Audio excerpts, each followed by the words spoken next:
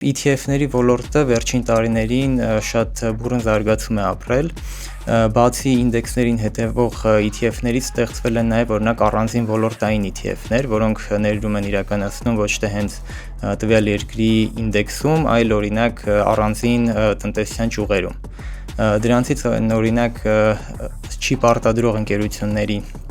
ոլորտում ներդրումներ իրականացնող ETF-ները, օրինակ ֆինանսական ոլորտի, առողջապահության եւ այլ ոլորտների համար նախատեսված ETF ֆոնդերը։ Հետագայում ստեղծվեցին նաև ապրանքահումքային ակտիվներում, օրինակ նավթում, բնական գազում, ոսկում, արծաթի մեջ ներդրում իրականացնող ETF-ներ, որոնց միջոցով ներդրողները արդեն կարող են տվյալ ապրանքահումքային ակտիվների մեջ ներդրում անել, եթե օրինակ կարծում են, որ տվյալ ակտիվը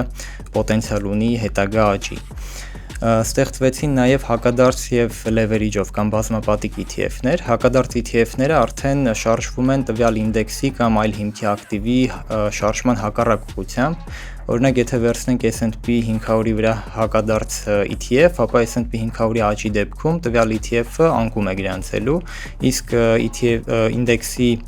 անկման դեպքում հակառակը։ Մենք աճ կարող ենք արձանագրել։